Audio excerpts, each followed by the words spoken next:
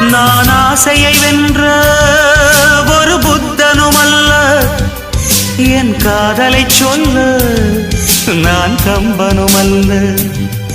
உன் காது கடித்தேன் நான் கனவினில் மெல்ல, இன்று கட்டி அணைத்தேன் இது கற்பனை அல்ல.